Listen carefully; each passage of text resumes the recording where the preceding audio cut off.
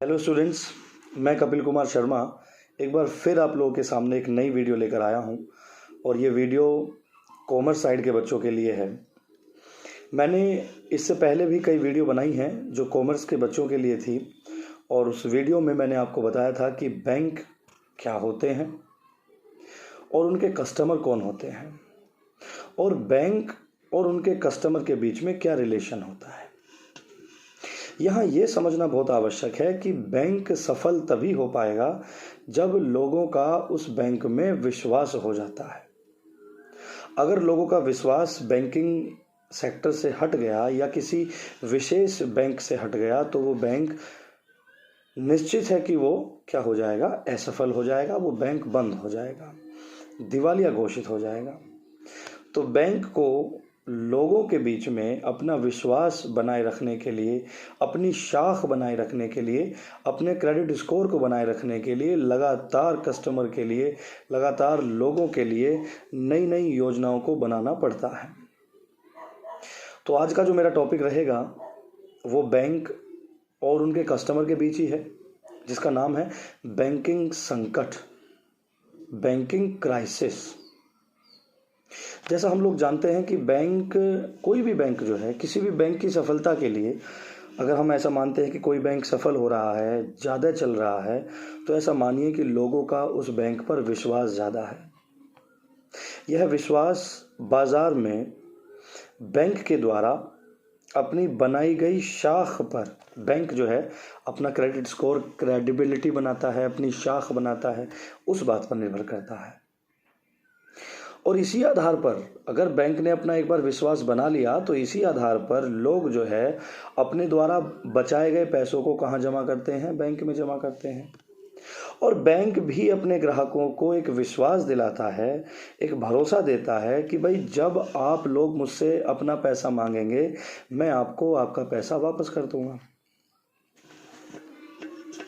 इस जो पैसा है, जो बैंक ने अपना पैसा जो कस्टमर ने अपना पैसा बैंक में जमा किया है, इन पैसे में से बैंक जो है कुछ हिस्सा अपने पास तरल रूप में रख लेता है और बाकी जो पैसा होता है उस पैसे को फर्म को, किसी को, कोई कंपनी है, कोई संस्था है, कोई व्यक्ति है, उन्हें जो है लोन के रूप में दे देता है। अर्थात बैंक के द्वारा ग्राहकों को दी गई संपूर्ण राशि उपस्थित तरल कोष से कहीं अधिक होती है।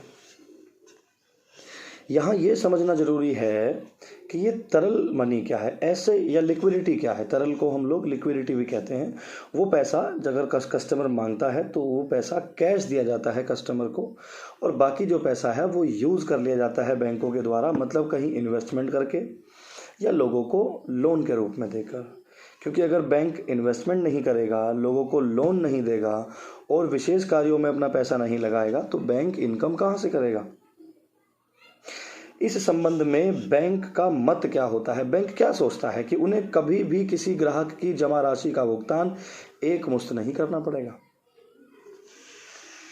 यदि किसी कारणवश कोई ऐसे कारण आ जाते हैं, कोई समस्या आ जाती है कि किसी कारणवश ग्राहक जो है उसके द्वारा, ग्राहक के द्वारा जो जमा राशि है, जितने पैसे उसने जमा किए हैं वो सारा एक साथ मांग ले, तो बैंकों के द्वारा पैसे के अभाव के कारण, पैसा, क्योंकि जो पैसा कस्टमर ने उनके पास जमा किया था उसमें से कुछ हिस्सा तो उसने अपने पास रख लिया रिजर्व के रूप में और बाकी पैसा उसने कहाँ लगा दिया, बाकी पैसा उसने लगा दिया बाहर इन्वेस्टमेंट में, लोन के रूप में।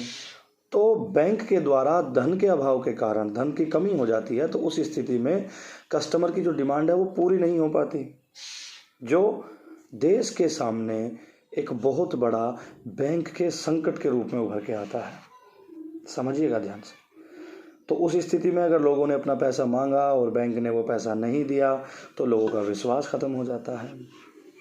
तो यहाँ मैं आपको एक सरल शब्दों में समझाना चाहूँगा कि बैंकिंग संकट वास्तव में है क्या। ये छोटा सा मैंने इंट्रोडक्शन देने की आप लोगों को कोशिश की थी। तो समझिए कि किसी भी कारणवश कोई ऐसा कारण हो जाए बैंक में, जैसे किसी व्यक्ति ने अपने पैसे मांगे, किसी व्यक्ति के 10 लाख रुपए बैंक में जमा थे, उस व्यक्ति को पैसे की ज़रूरत हुई और उसने जाकर बैंक से वो पैसा मांगा कि भाई मुझे मेरा 10 लाख रुपए वापस कर दीजिए। तो इस स्थिति में क्या होगा कि अगर बैंक के पास पैसा है तो कस्टमर को दे देगा, कस्टमर भी खुश हो गया कि भाई मेरी ज़रूरत के समय जो मेरा पैसा था जमा हुआ वो मुझे वापस मिल गया। लेकिन अगर ऐसा ना हुआ तो दिक्कत होगी। या फिर मार्केट में एक खबर फैल जाए, मतलब जिसका कोई आधार ही ना हो, कोई ऐसी खबर फैल जाए, कोई ऐसी अफवाह फैल जाए कि बैंक जो है दिवालिया होने वाला है, बैंक में बहुत बड़ा नुकसान होने वाला है। जनता का सरकार की स्थिरता के प्रति ऐसा विश्वास हो जाए कि जनता ये सोचने लगे कि जो सरकार है वो अस्थिर है, वो कभी भी गिर सकती है या उसकी वजह से बैंक को बहुत बड़ा नुकसान हो सकता है। किसी एक बैंक के दिवालिया होने पर या असफल होने की स्थिति में बाकी सब बैंकों के प्रति ग्राहकों के विश्वास में कमी आ जाती है। जैसे कई एग्जाम्पल आपने सुने होंगे कि कुछ बैंक जो हैं दिवालिया हो गए, बैंकों को इतना नुकसान हो गया कि उन्हें अपनी ब्रांचेस बंद करनी पड़ी। बहुत से कारण ऐसे सुने होंगे जिस कारण ग्राहक जो है वो एक साथ बैंकों से जो उसका पैसा है वो मांग करने लग जाते हैं, निकालने लग जाते हैं। जैसे मैंने आपको बताया कि अगर ऐसी अफवाह फैल जाए कि भाई बैंक दिवालिया होने वाला है, बैंक अब बंद होने वाला है, तो लोग जिनका अकाउंट है तो भागेंगे एकदम बैंक की तरफ कि भाई जो उनका पैसा है वो अब उसमें से निकाल लिया जाए। तो किसी भी बैंक के लिए ग्राहकों को एक साथ नगद भुगतान करना असंभव होता है, सबको एक साथ पैसा नहीं दे सकता। अतः ऐसी स्थिति में बैंकों की सीमित जो एक लिमिटेड पीरियड, जो लिमिटेड उनके पास पैसा है, जो सीमित उनके पास रिसोर्सेज है वो ख़त्म हो जाते हैं, या ऐसा मान लीजिए कि बैंक दिवालिया हो जाता है या बैंक ख़त्म हो जाता है। अतः बैंकों के एक साथ दिवालिया होने की इस स्थिति को क्या कहते हैं कि भाई देश में बैंकिंग संकट आ गया है। मुझे उम्मीद है कि आप लोगों को समझ में आ रहा होगा ये।